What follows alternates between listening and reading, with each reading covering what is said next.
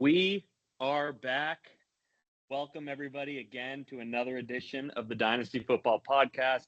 I'm John Morrow alongside my co host, Dan Bolton. And Dan, what a week it's been.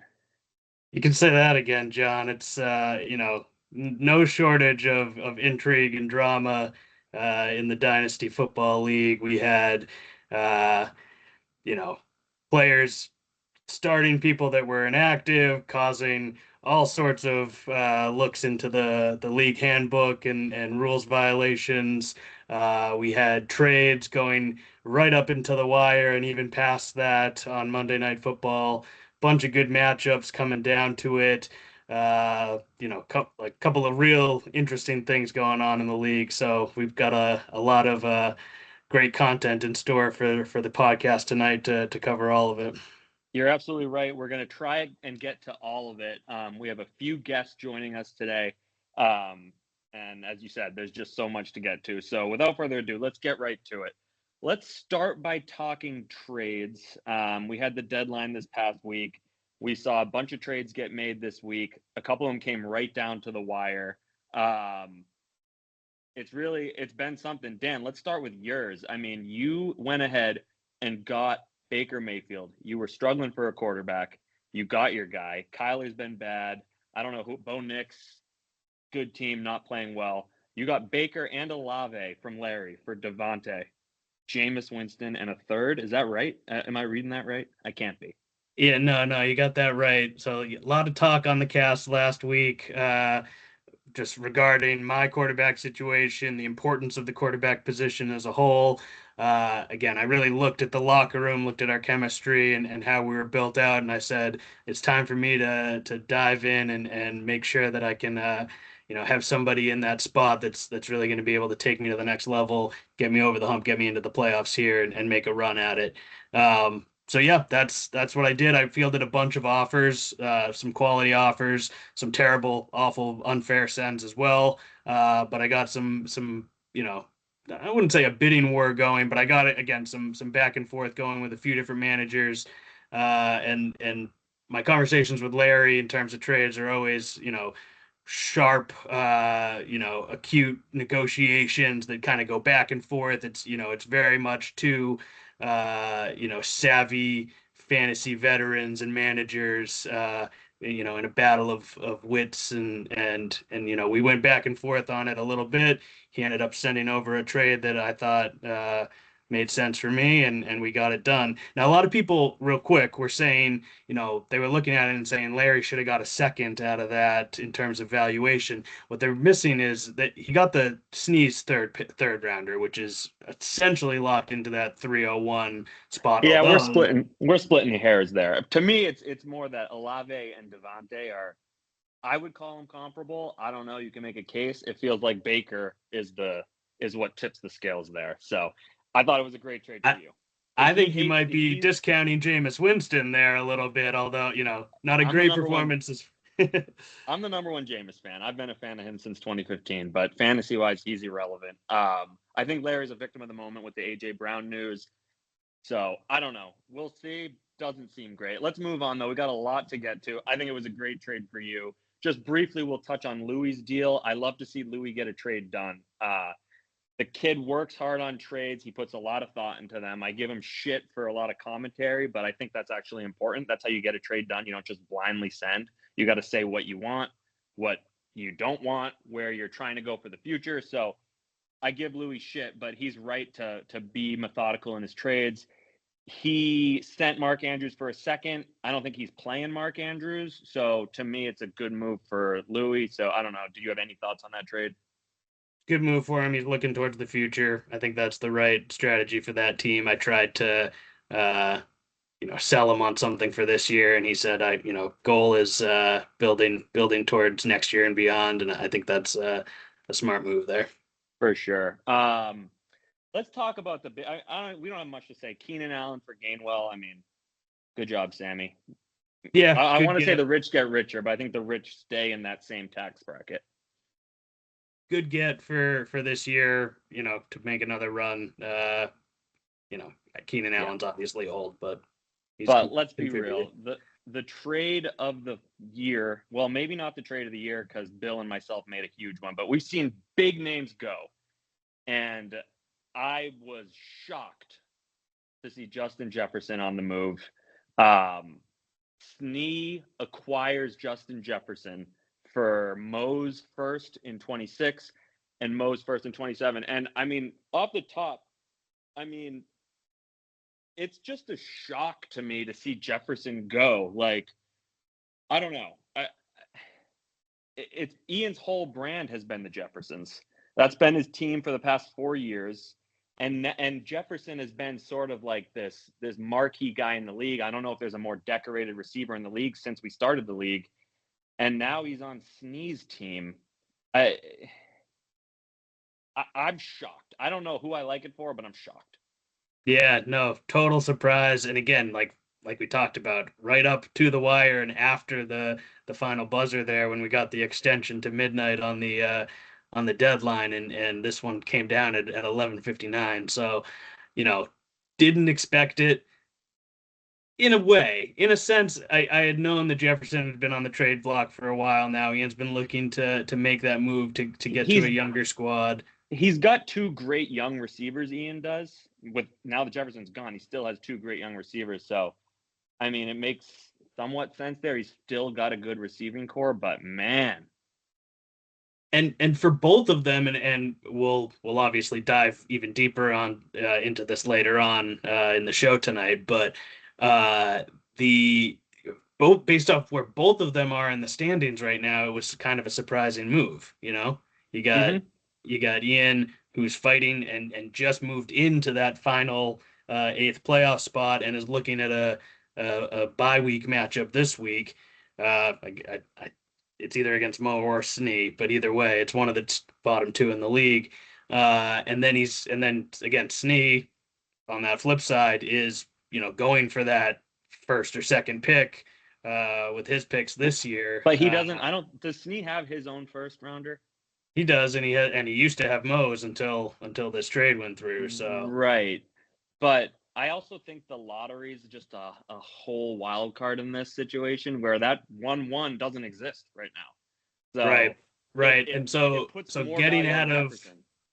And true, and Snee puts himself in position to potentially get out of the punishment zone with this move. That's a big factor for him. He told me as such. Yeah, so I don't hate it. Again, on either side, it's very interesting, and again, it could be a net negative for both, but we'll see. It could turn out to be a big win one way or the other down the road. Agreed. And we'll get more into that as the pod progresses. Just one last trade to talk about.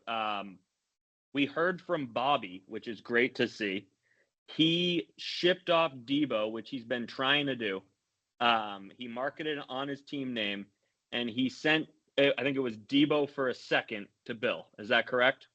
That's correct. And I did actually like his negotiation tactic. And again, we refer to them as one sort of unified team because I don't know which one Pat or Zach is actually talking in anything, or the names are confusing. But either way, I thought it was Bobby was sending and saying that they'd take no less than a first round pick, but then sending out Debo for seconds across the board. And I guess Bill was able to bite on it. We know Bill has absolutely no regard for those draft picks, just doesn't value them in the slightest. So that's he fired that probably his last second round pick off and grabbed Debo. Probably a smart move for him. He's overperformed so far this year. He's out above his skis or whatever they say. And if he wants to make a run at it, right now is the time to do it, I suppose. Yeah, I agree. And I think another factor will just be Debo. I mean, he's looked older. I think he had a good week last week, and Bobby just went ahead and sold high, I'd say. I don't know. I mean, they offered him to me. I don't know if it was for a second or not, but I wasn't very interested in him. But they found a buyer, and it does help Bill because he's got a great record. He's in a good spot right now. He's in the playoffs just about. No hat and t-shirt, but he's close. So, I mean, I think all the reinforcements can only help Bill. And as you said, he's not really looking at stash and draft picks. He's looking at guys who have done stuff in the league. And I would say Debo is that guy. Speak of the devil. Bill, how are you? Hey guys, thanks for having me. Appreciate it. So glad to have you. We're actually just talking about your trade with Bobby. It was Debo for a second. And just curious what your thoughts were when you went ahead and made that trade. What was the negotiations like? Take us, behind the curtain a little. So look, Bobby and our relationship's better than it's ever been. So it's great to see a couple get across the line. I think I was pretty vocal last year about I would call Bobby their involvement. Yeah, that's fair. I mean, it's In- hard to know. It's Pat and Zach and Bobby and Robert and I don't know. Yeah, it's all of them. Yeah. They're good people though. But I No, they mean, to are. me, I think those screenshots that Sam sent today were like a vision into my brain.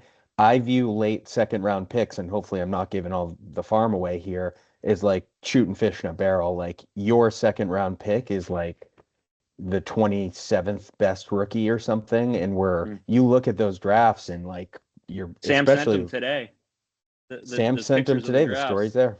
Totally agree. So to Uh, me, great get. Hopefully, I mean, I have some buys and some injuries, and I got traded a guy with bad character. So I'm working through that through a suspension. So there's a lot going on over here. That's tough. I mean, we can talk about that trade as well. I mean, I know you've been rooting for Puka, and I've been rooting for Chase. Mhm. I didn't see the spit. I don't know. Did we get video evidence of the spit? There was video evidence of something, but it just makes you wonder what happened in the 90s watching the video because you needed HD 2000 to see it. It could have been a flower or a spit, one of the two. I think the big question here is, did you know he was a questionable locker room guy before you sent him to Mhm. Bill? And let's hear a little bit more about that. Well, he's been nothing but a leader on my team. I don't know if maybe the move got him a little bit in his feels a little. I don't Mhm. know. He's gone through a lot this year, not only the trade in Dynasty, but the quarterback situation. So I think he's frustrated. The targets have been there. Yeah. I mean, he's one of one. I love the guy, but I have not had any character issues with Puka. There's been some injury issues, but overall, I know we're rooting for each other's guys. So Absolutely. Yeah, the upside, I mean, their best football's ahead of both of them, so hopefully we see it soon. yep, agreed. Let's get into quickly the controversy we had this week with Mo's roster. So Sunday about noon, I did log on and I saw Benson was out, but in his lineup, and I just assumed he would start him. I didn't look after that. My phone died, so I wasn't really on my phone until like Sunday Night Football, I guess. So I didn't see any of it. Sure. But he ended up starting a guy that was inactive. Sam edits the roster. Apparently, that's in the rules. Bill, you and I had a bit of a disagreement on it. Dan, I'm curious where you stood on this whole thing because we kind of heard a lot of people chat in the group chat. I don't know how much we heard from you. Did you think that Sam was correct to edit his roster? That's not what I would have done if I was the commission in this situation. I yeah, Mo made a mistake. Mo fucked up, and I don't think that he was in. And I think in the scenario, it's not going to be black and white. I think you have to judge intention. I think you have to take it case by case, and you have to say, first of all, I don't know how you make this mistake. The guy has been out for 6 straight weeks. Like, again, there was some rumblings about him maybe coming off of IR, but they never opened the practice window. He never practiced during the week. So like, that's a big sort of lack of, paying attention there by Mo, something you wouldn't expect out of him. So bad look from that standpoint. But yeah, if I'm Sam, I'm the rosters are set. Nobody caught it. I leave it as is, and that's why I was saying if I'm you, and especially if that Trey Tucker touchdown doesn't happen at the end of Monday Night Football, there, I'm pretty livid about the way it all played out. But I know that I was sort of potentially in the minority there. I was shocked that Trey caught a pass because he's been just so bad. But yeah, I mean, I see both sides. Obviously, I'm going to advocate for myself. Bill, I think you were kind of looking more at the rules as they were written and saying this is open and shut. You have to make the move. Is that right? Look, I like rules a lot. I like when they're followed even more. And I think two things. Yeah, Sam has long, my understanding, and like I could totally be wrong, but is that active player has to be in the spot. If you think about Mo, I don't think intent has much to do with this at all, but I just feel like I have to say this. If you look at what Mo's sending in the chat, that guy has 8,000 monitors set up at all times, monitoring like stock prices and bets. And like he has a lot going on, that guy. And I just think that it was horrible that he was in the lineup. It makes no sense to me. That can't happen. When it did, I thought you had a really good argument as to who should have gone into the spot. I think that's the judgment that Sammy needed to make and listen to each side. But I think somebody active had to be in there. Yeah, because he ended up going with highest projected, and He did. Wasn't that one of the rules at some point? I get confused with some of Yeah. these rules. I There's a don't know. lot that we say that's not involved. Like the mathematically eliminated thing is not in the rules. We had It's talked not? about it a bunch. No, my understanding is that it's not. I think that Oh. it's active It's player. He people wasn't doing math. mathematically eliminated anyway, so he Yeah, was still but- alive. But Yeah, that and I guess if that matters, then that's the dumbest rule of all time. He's 1 in 9. Who cares if he's like that's? Oh, now I can. that's start what I'm my saying. We guys need to 'cause be able to use judgment and like use common sense essentially. But again, we can thank that lady serving the gasoline drinks for Yes, all thank this, you. right? Well, I hope we're- one comment for the people here. We need tight rules because of Dan. So we need those to be as tight. He led the way with the first tank in the league.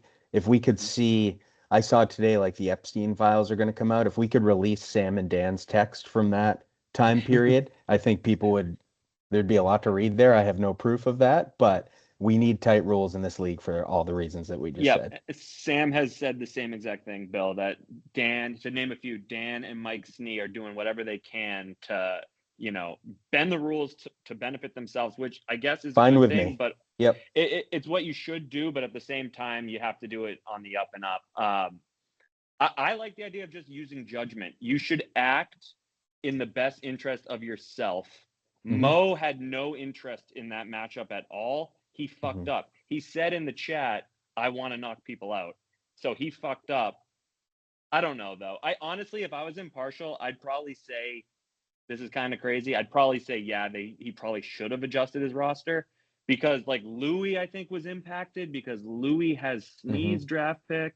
I don't know. So I don't know. There's a case to be made Good on either you way. for saying it. There's a case to be made either way. I just think judgment can be hard because Sam is a player in the league. He's still a human being. So the more of that you can take out of it and like let him just be, But I think clear-cut Sam does commissioner, a the good better. job as commish versus Absolutely. TE. Like he flips the hat around. Like I think he tries to do what's fair for the league. I just think, I don't know. It's hard to get like bolted down by these rules in a Google Doc that was written 3 years ago. Like I think you got to use common sense a lot of the time. So I don't know. I'm sure there'll be another issue. Dan will come up with something to like bend some rule or someone will do something. So I don't know, but it does make it fun. I mean, the chat was popping, and honestly, I was talking to Dan, and Dan said to me, he's like, I'd put up more of a fight if I were you, and that sort of lit a fire under my ass, just because it's good to get people going. So I was happy to sort of just see the chat. I think this has been a great week overall for the league. Oh, I mean, these dues are like the way I view going to the casino or playing golf. Like I'm paying for entertainment, and I was so happy when I saw that come. It doesn't get any better. It's so good. I'm at work and I'm just like, all right, let's fucking go. I'm gonna throw some shit at Sam, even though like I love Sam and I don't actually mean any of it. I'm gonna say, Sam, you acted against me, and I won't forget it. Yep, absolutely. I mean, that's what it's all about, right, boys? I mean, I'm taking ricochet shot left and right in this chat right now, but I'm still sitting here with a smile on my face. Well, so. Dan, if I can ask you and Bill, like you're talking about the ricochet shots, but you've sent off a few ricochet shots at Bill on this very pod. You guys have some history in this league. There was a bet that was maybe not double or nothing. There was talk about draft pick trade. I don't know. Like, what's your guys, Dan? You go first. Like, what's your relationship with Bill in the Dynasty League? Arch enemy. Bill's been on my case since day one. A guy who likes to bring up year zero when he won the last year in the redraft league, which means absolutely nothing. You're talking to a couple of champions here in the real Dynasty League. But yeah, no, guy, like we said, again, I learned from the best from watching 20 years of the Patriots go to Super Bowls that sometimes you gotta, bend the rules or push right up against the gray area there. So everything was always on the up and up, but Bill was always the watchdog looking over every single move I made for that when I made that run to get Bijan, and some of the strategies that I've had. So again, you know, nothing crazy, but he's set a trade embargo against me at this point. And again, I don't agree with a lot of his strategy on how he plays for the now versus the future and all of that. But it is what it is. You got keep your friends close and your enemies closer. Bill, your response, and is there any truth to that trade embargo? Is that still in place? Look, it's in place. It's for the people. I feel like I don't know if when you're watching the news and like some senator gives an interview and at the end of it you're like, I can't relate to that guy. That's how I think Dan thinks about the rest of the league. I think he looks down at the people, and I think Wow. there's a lot more parity in this league than this podcast leads on. I think that anybody can win one championship. I think we're all looking up at Sam right now. There's a lot of talk about round two matchups and sneaking past round one. I wouldn't want to play anybody in the playoffs. It's all these teams are close. Now, my strategy personally is I'm trying my best. There's 50 trades made this year, 50 something. I was involved in 13 of them. I'm in 20. Wow. I'm doing everything I can to improve over here. If I have to go into rebuild mode, I will. My record's pretty good right now. I'm hoping to get a ticket to the dance, and anything can happen. Yeah, and Bill, you definitely have overachieved. I mean, you're killing it in the league with your roster, which some would say is not a top 3 roster, but you're a top 3 team in the league. So that's impressive. It means you know how to win. It's interesting though. I mean, yeah, saying the Senator comparison, wow, I can kind of see where you're coming from with that. Sometimes talking trades with Dan, I feel like he's telling me what I need. Yes, here's what's best for your team, and let me tell you why. Yeah, I get a little Susan Collins, Gene Shaheen with that. I can see where that. Sure. I'm not saying I agree, but I'm saying I understand what you're saying. Sure. It's like one of those puppets with strings, the marionette. That's Yeah, what yeah, yeah. so I cut that off for my own well-being, but also for the people, because when I see stuff come across and people fall victim to this, I'm like, I have to You try hold to strong stand up. for others. I'm trying my best for others. Dan, we're gonna let Bill go, but I'll give you the last word if you have anything to say on that. As a good politician myself, I'm going to take the high road here and leave let sleeping dogs lie on that topic. But good luck to you, Bill. I would actually maybe issue a side bet and a challenge live here on the pod. Whoa. Would love to look where we're at in the standings right now. I don't think there's a way for me to catch you in regular season record, but I think I'd still be willing to put my money where my mouth is and say I'd bet you that I finish ahead of you in the final standings when taking into account how we finish at after the first round of the playoffs. So maybe we get some side action going on that. For Last time, charity, I'm totally interested. Your team's far better than mine, but if it's going to charity, I'm happy to. okay, let's do $100 charity bet then. To the charity of the winner's choice. Yep. I like it. All right. And so Dan, you're in 9th place right now, so you don't even have a ticket to the dance. So if you miss the playoffs, that's an auto win for Bill. Exactly. That's And if we awesome. both lose in the first round, that's going to be a win for Bill because he's the higher. He'll have been the higher seed going in. So I need to actually get advance further in the playoffs than him for me to win this bet. All right. He said he's taking the higher road, but he's throwing bets out. I love it. That's great stuff. Bill, thanks for joining us. You're a great member of the league. We'd love to have you on again soon, man. Thank you, guys. This is awesome. Appreciate what you do for the league. See you on the field. Bye. Thanks, Bill. Dan, wow. That was some fireworks. I mean, we're doing a live feed here, so this is live instant reaction. Bill, I mean, say what you will. He's a bright guy and he's well-spoken. He did take a couple shots at you. I mean, I'm looking at your face right now. How are you feeling? I'm all right. I'm feeling good. Yeah. Like I said, that challenge or that, bet just came up right off the dome there, but I feel like that's I'm going out on a limb there, but it'll be for a good cause regardless. Absolutely. That's a good bet though, because I feel like, I mean, if you both make the, no, it's a good bet for Bill. I wonder what charity he's going to choose. Get out of here. I'm making it to the second round at least. Because right now The you're first in round. ninth place right now, so you need some wins and you need them fast. Because you won last week, but so did Ian. Hello, Snee. Here we go. Snee, can you hear us? I can hear you. Awesome. Ian should be Live and joining in person. shortly. And Ian is here now as well. Look at that. Ian, how do you do? Oh, here we go. I'm on mute. There we go. What's There up, you go. fellas? How we doing? We do It's it so live, great. baby. Yeah, fuck it. It's a raw feed. We're going to do it live. Boys, thanks so much for joining. Sunday night was an absolute movie. People were making trades down to the wire. We had to extend the deadline. And obviously the big news of the week, if not the year, was Justin Jefferson going to Snee, formerly bye week. I don't know if he's a bye week anymore. From formerly the Jeffersons, now Sans Jeffersons, 2 firsts, both Mo, 26, 27.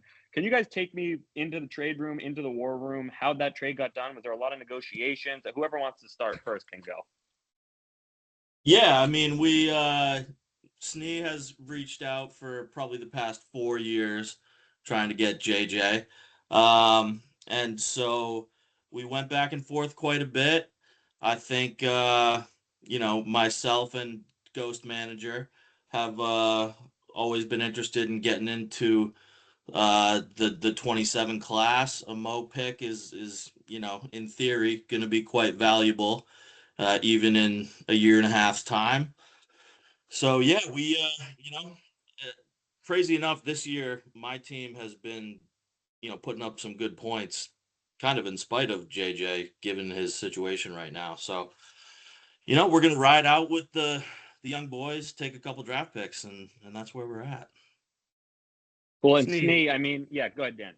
Snee, let us hear your side of it. Like, what was the inspiration here? Obviously, you had really taken it to the nth degree in terms of the look towards the future and punting on this season. What made you decide to strike while the iron was hot right before the trade deadline here to start the rebuild now? Well, I'll just say this, just a little behind the scenes. It came down to the 11th hour. I went back and looked at the 59th text. minute. I think it was the 12th hour. Yeah. I thought the 11th hour I thought that was Maybe a you're saying, right. but I could be No, wrong. I know. Yeah, no, you got it. So, it's funny because I went back and looked at the text, and Ian actually sent, that was the first offer of the day he sent me, and I said no. Yeah, I went back. A couple White Claws will get to you later in the day, but I think, hey, look, I think if Ian has a chance at Cardinal Tate or Jeremiah Love, and then a 2027 maybe lottery pick with the best draft ever for skill positions, I think it's a good deal. Yeah, and you mentioned the lottery. I'm curious, Ian, how much did the lottery factor into your decision? Because, the Mo 26 is not necessarily 101, and we don't know what's going to happen in 27. Will the lottery stay? Yeah, I mean the 26 one is pretty much. I mean, yeah, it's like a at best 1 in 4 shot.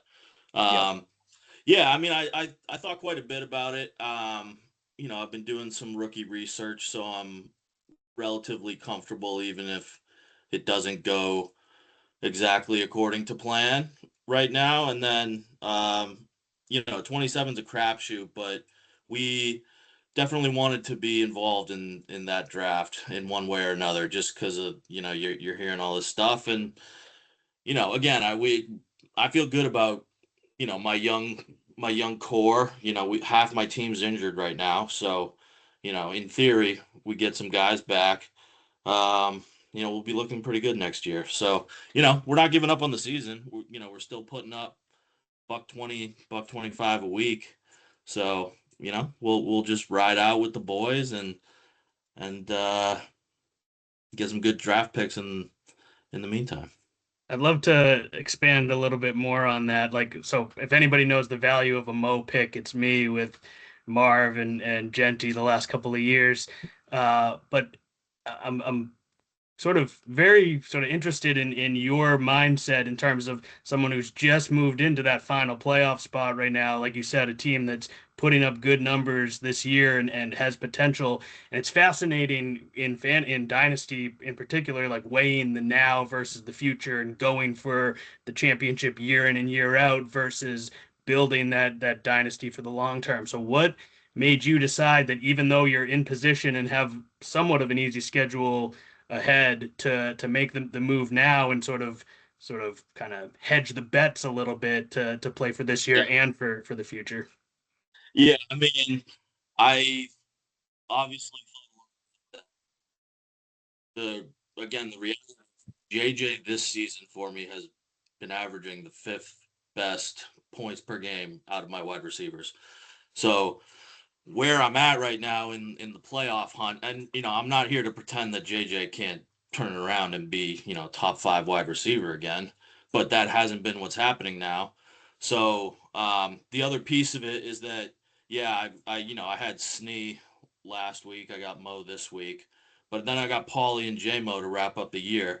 And in looking at everyone else's schedule, I think I pretty much would have to win out to be in the playoffs. So Wow. I definitely took all that into account, and the fact that JJ has been not exactly killing it this year, I felt comfortable making the move, and while still giving myself a shot at getting there. It makes sense, and I like what you said about thinking about this year, but you also want to think about next year. It's not unlike the Chase Puka trade, where, yeah, I mean Chase is 1-1, but I got 1-3 and a first for a second. So I'm thinking, yeah, I can still contend this year, but I also want to, have some draft capital going forward. So that's smart. I'm curious, Snee, your reason to make the trade. So your bye week, the team's not. You guys familiar with Piss Christ? Like the art piece? It's pretty much a crucifix just submerged in piss. It's a art piece. Our listeners know about it. It kind of reminds me now of your team, Snee, because you have Justin Jefferson, who is God, but he's surrounded by just absolute piss. So I'm just curious why you got Jefferson this year. Why not wait till next year? Are you thinking about last place and trying to avoid that? Like, what's the impetus? I don't want to do the last place punishment. I decided that last night, 11:58 p.m. I just want to be clear. I still have 16 first round picks, and if I can get another 8 Justin Jeffersons, I think my team's going to be pretty good. Can I ask you a question, Agreed. John? Sure. Well, you're Mr. I want to see every draft class because I guarantee it's not going to be as absolutely. Yeah, that is me. What do you think of my strategy for what I did? I think now, honestly, I think it was smart to get Jefferson because I don't think you can stick with all your draft picks. Well, it's not about the Jefferson trade. I'm talking about what do you think about me trading everybody for all these first round picks? Well, I think my answer kind of still answers that because I don't think you're going to keep all those picks. I think you're going to send a couple of them off for some talent, which is what you did last night or 2 nights ago. Yeah, but with my team last year, do you think it was smart for me to do this or try to go with my team last year to try to win a championship? I mean, if you don't think you're going to win, then it's not a bad idea. I think with every trade, you just want to win it. You want to find a way to win it. And if a first round pick for someone who's not that good is the trade, that's great. But I don't think you'll be smart to hold all these draft picks and draft all these rookies coming up because I think you're going to have. No, I agree. But I do have a lot of options, and I like to have open options to make. Just real quick, this would be my team. If I kept my team last year, this is it: Mahomes, AJ Brown, Cooper Kupp, Jonathan Brooks, Tyreek Hill, Alvin Kamara, CeeDee Lamb, Tucker Kraft, Trey Benson. Doesn't really seem good, so I'd much rather have Jefferson and 16 first round picks. That's a good hindsight point, man. being 2020. Yeah, it seems like you made the right call. And again, like, at the time it was probably a 50-50 choice. Now, obviously seeing what's happened with the injuries to some of those guys, I think it definitely, bodes well for you. But also I'll just say, like, no half measures. Like if you're making that move to rebuild, go all the way in, push all the chips in the middle, and that's what you did. So I think credit to you for that. So what's next, Nee? What's next? Are you going to keep those picks? Like how many so do my you have plan, in 26? I have my own, which is probably going to finish last, and I have Larry's, which is going to be in the lottery probably. Yep. And then I have like fucking 10 draft picks in 2027. My goal is actually I don't know if I want to hold this close to the vest or not, but I This guess is the podcast. You got it. okay. Still. So I think I have 5 draft picks in 2028. I plan on trading those for proven players with a combination of a good 2027 draft. Next year is just a like good morale year. I'm not looking to win first place. Like there's Dan's team. I would trade my draft picks in my team right now for Dan's team any day of the week. JMO, yours too, even though McCaffrey's getting old. Sammy, I fucking hate that guy. And yeah, I mean, I will let's say, expound upon that a little bit, actually. Yeah, please. Yeah, talk to us a little bit about Sammy. Yeah. All right, Stalin, Mussolini, Kim Jong Un, Sammy Alexanian, and that not in that order. He says I'm a troll.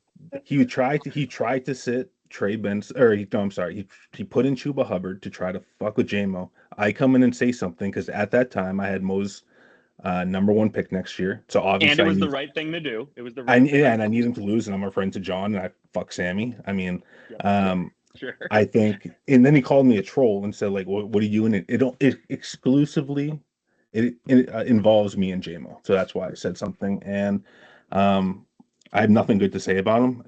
He brags every week his player does good, talking about vanity points. It's the most insufferable thing ever. I hope you lose. Outside of that, I like him in personal. I like him in personal life, but fuck him in fantasy. It's great. I mean, it's just his team is. They're all having career years. Like he has a very good team. I cannot deny that. But like Drake London was not this good. Like he which is crazy. So good this year. Yeah, it's crazy. No, I mean, Michael Penix sucks too. He's getting a 40 burger from someone every week. I mean, it's crazy. Henderson. How annoying was that? And I'm the biggest Pats fan there is. I was rooting against him heavy. Yeah. Yeah. Any random guy you see going off, it's like there's a 5 out of 10 chance he's on Sam's team, probably more. And like he didn't have a huge week. He had Henderson. I think like Brees wasn't great. Taylor was fine, but then Josh Allen scored 40. So it's like, I mean, he's got 6 a good touchdowns. team. What the fuck? Well, when I played him, I put up like almost 140 points, and then Brock Bowers goes off for 40 points, and I'm dead. I mean, it's a crazy run. I've never seen. I don't know if I've ever seen a run like this for a team in the whole regular season. I think it's the best run we've seen. But yeah, I don't know. So I don't know, Dan. You got anything else? Closing thoughts? Anything else you guys want to say? I want to hear. Happy with the trade? Go ahead, Ian. I was gonna say I want to hear from Dan how he's feeling coming down the stretch. I'm sure he referenced it earlier, but I missed it.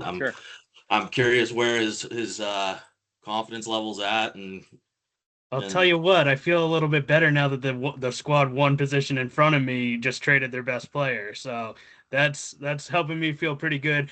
I have a huge matchup against Eric this week, so if I can win that, I'll move into a tie with him in record-wise, and I'll move ahead of him points-wise. That'll vault me into the playoffs. So I'm still feeling okay about the position I'm in. And again, I feel like I got a good team. We just got to put it all together for I'll be performing it. It could have been the opposite of Sammy's season this year. So, but yeah, I think in terms of injuries, guys other than Neighbors obviously will be coming back in time for the playoffs. So I'm feeling all right, but could be better. How good would a Sammy Dan? What if I told you that my best player has not been my best player one time this year? Your best player. Would that surprise you? We'll see. It certainly made the trade more doable having like Ibuka, Tet, Trav in the wings. Obviously, you made some good moves to bring in some young guys, and you got a bright future ahead. So I think, like you said, the pill was made easier to swallow in that sense. Totally. But no, I like real quick, I think we'd be remiss not to cover this when bringing you two guys on. Obviously, if we rewind a couple of years, Right. Stupid, dude. I forgot about this. the two half champs Commented here, on yesterday. you Yeah, you know, fit what does perfectly it on my feel like team. You're half to and have half. to? If you guys think I haven't noticed that bullshit every single week of the champions dinner this, champions dinner that. You get the Yeah, leftovers. I hear you guys. I hear you guys. Yeah, I mean, You guys don't mind sharing the little nameplate on the trophy there? You can kind of just barely read the Just text. a quick question to JMO. JMO, Yahoo or Sleeper? Oh, I'm still Yahoo all the way. Okay, so just I don't need an explanation. Yahoo has me as that champion in the DeMar Hamlin year, so it's on the record that book. means something to me. So you're Yeah, telling me, well, Casey, you go to the got the Sleeper gold? League history. It's fucking Ian, and you know what? He can have it. He had a good team. Does it say Ian? We know who won. Why? Why does it say Ian?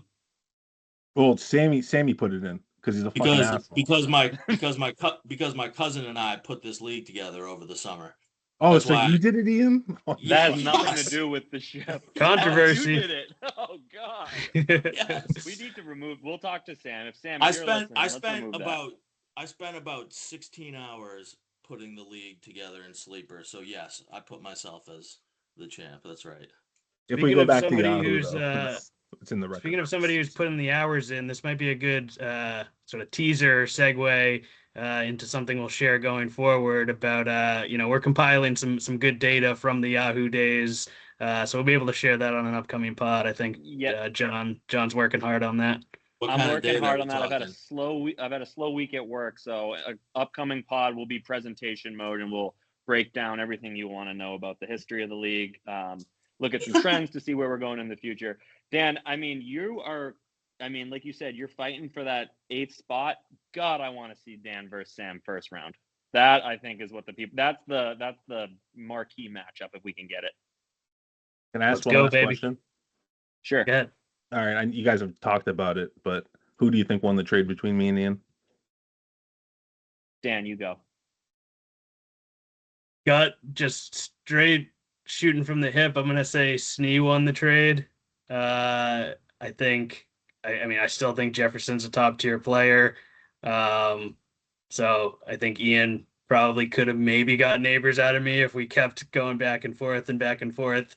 Like you want to walk from Neighbors? No. You want to walk from Neighbors? How is he going to get Neighbors? Dan, I gave you so many opportunities to come get JJ, and you never bit. So I don't believe that for one single second. I agree. I think the trade's a risk. That's what it comes down to. Like I'm really like putting a lot of trust in some lottery balls, and if it ends up being another young stud wide receiver, and who knows, maybe next year I sneak into one of those top 2 spops. If you get 1-1 in 27, and then I'm happy.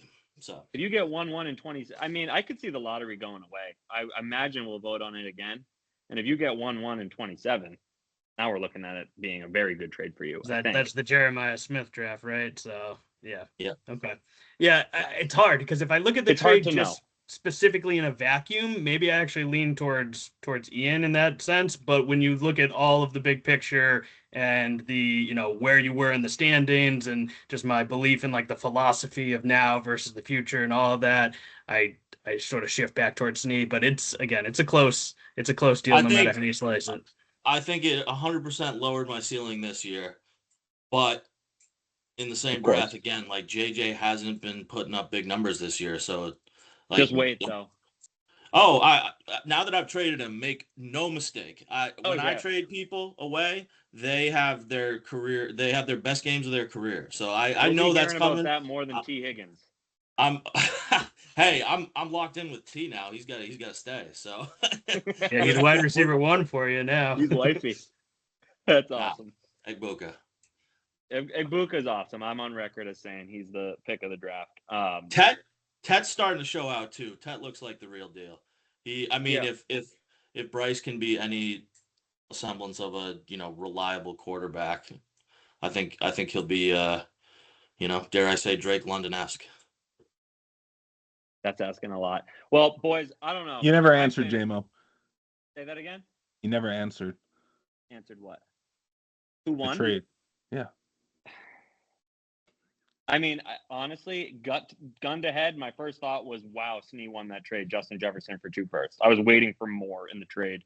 But again, it's just impossible to say right now. We ask me in 3 years. I don't know.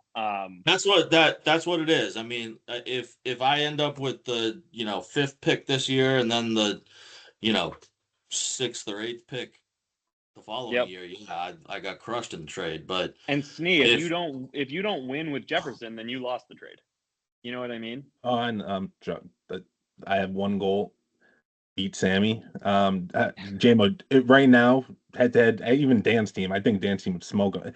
So when Sammy won his title, he was 6-8 and he made the playoffs. Yo, I let him in.